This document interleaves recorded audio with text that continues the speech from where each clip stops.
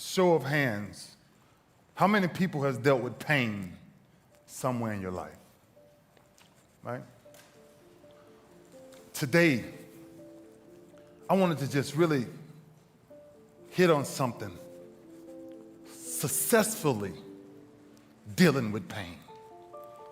I think you hear many stories, and every story I just sat in the back room and listened to. I'm watching these people triumph and figure out ways to keep going.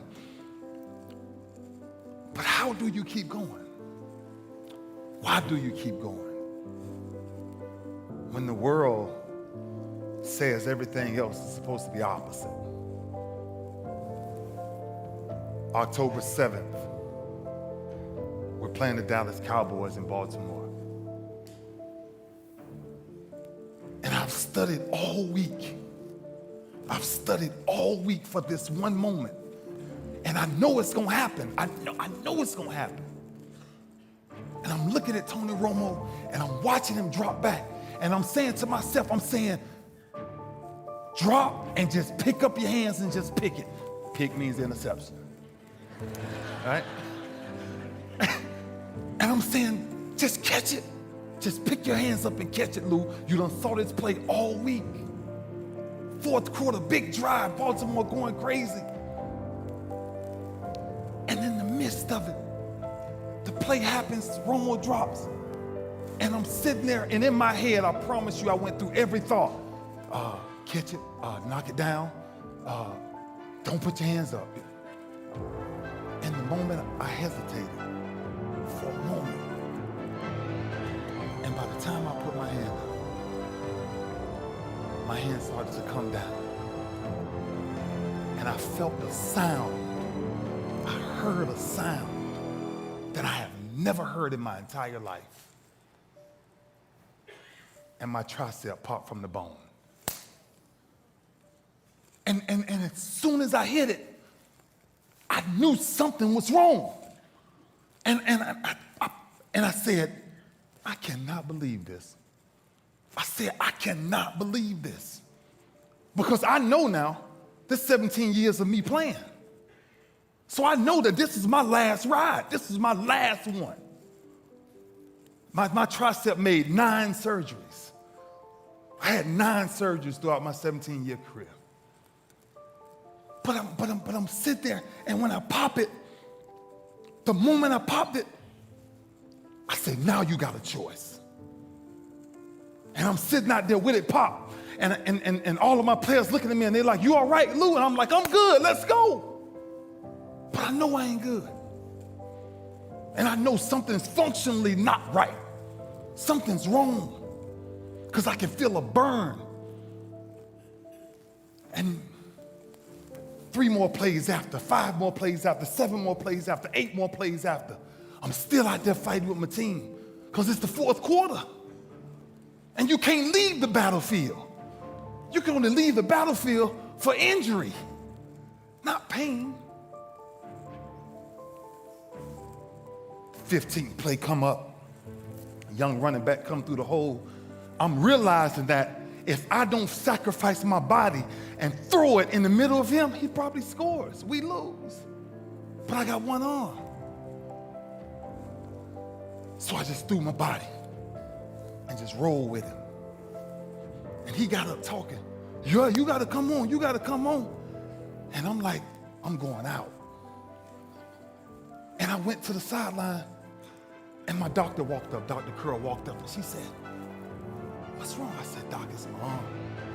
She grabbed the back of my arm, and she touched right at the bottom of my tricep, and she could actually push through to where you can see her hand coming through on the other side, because it had snapped from the bone. And I'm sitting there, and she's like, why are you smiling? I say, Doc, it's just an arm. She was like, yeah, Ray, but I got some bad news. I say, Doc, what's that? She said, you just popped your tricep from the bone. I said, I just popped it from the bone. She said, it's gone. She's crying. I'm like, Doc, why are you crying? she's like, I never wanted to see your career end like this. And I'm saying, career end like this? She said, because nobody has ever came back from this. Nobody has ever came back from a tricep injury, Ray. We was 4-1 at the time. So we was a quarter way through the season. And I'm sitting there, and she keeps moving it, she keeps moving it. And I started smiling again. She said, what you smiling for? Because I said, man believes in the possible. God believes in the impossible. I said, all I need you to do is meet me in the office in the morning and give me my papers. Papers mean MRI. After I went and got it, right, valid, to say, yeah, your tricep is torn. So she hands me the papers. I called a friend of mine. I said, man, I need your plane, man. I gotta go right now. I flew down to my college doctor, Dr. Uribe, and I got there. And I'll never forget, as soon as I walked in the door, he said, Ray, don't do what I think you're about to do. He said, don't do it, because it's the greatest risk you'll ever take in your life. I said, Doc, I ain't got no other choice. At this point in my career, I promised myself when I came into this game, if I was gonna leave it, I would rather die on the field. But it's something that tearing my tricep taught me about there's two sides of pain that I don't think a lot of people really understand, right? There's one side of pain that's the suffering and the discomfort side of pain.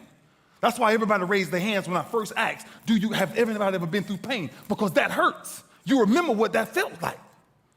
But then there's another side of pain that's called effort. It's called glory. It's called if you can find a way to push through pain, there's something greater on the other side of it.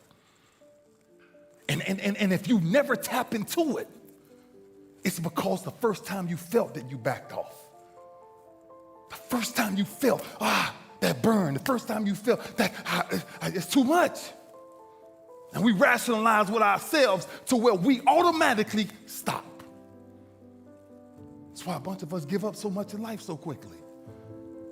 That's why kids have a problem finishing things in today's time. Because as soon as they feel a small bit of discomfort, of things ain't right, they're gone. I can't do it no more. But suppose I told you the greatest pain of my life is the reason I'm standing here today. Suppose I was able to share with you my routine was so crazy, man. I was seeing almost 9 doctors for 9 weeks. 6 a.m. to 2 a.m. every morning. 10 days from tricep repair surgery. Had my bike flew out. I flew my bike out. I got on my bicycle. I cycle a lot. I got on my bike, and I tried to grip the bar, and I couldn't grip it. Didn't have enough strength. And I sat there for 30 minutes until I made up in my mind, stop crying, and grip the handlebars. Just grab the bar.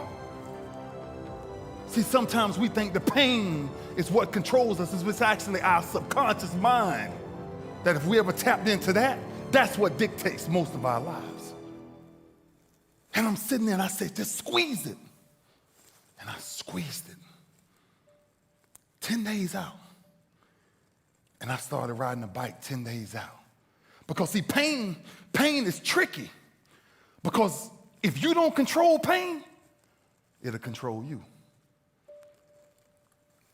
And so that's where my psyche started to change because, it was already in my mind that I was coming back. But listen to what I had to hear about all of the people who had everything to say about my career was over. Every TV station, every ESPN channel, sad news, Ray Lewis' career is over. And I'm saying, wow, that many people can dictate if I'm coming back or not. That many people got control over what I do from this point forward, going forward. That many people can tell me. Man, I heard one comment says, one of the greatest warriors of all time, and we lose him like this. So I said, oh my gosh, they done wrote me off. I said, I might as well pack it up. But think about what we do the moment we feel that, right? That's back to the two sides of fate, the two sides of pain. See, at that point, I feel like a victim. And I feel like, oh man, why me? And dang it. Then after the first day I rode my bike, I came back. I failed twice. And when I failed, I remember laying on the ground. And I said, Lou, ain't nobody out here gonna help you get up. What makes you get up when you fall down? What makes your mentality change if there's a great situation or there's a bad situation? How do you dictate that based off the level of pain? Because I think that's where we're getting in trouble at. And so when I started cycling, when I started going to see these doctors, I realized that I turned my greatest pain into my greatest achievement. I asked my mom one day, I said, Mom, would you buy me a deck of cards? She says, Junior, I don't gamble in my house. Ain't no cards coming in my house. And I said, Mom, I don't need them for gambling. I don't want them for gambling. I just need a deck of cards, Mom.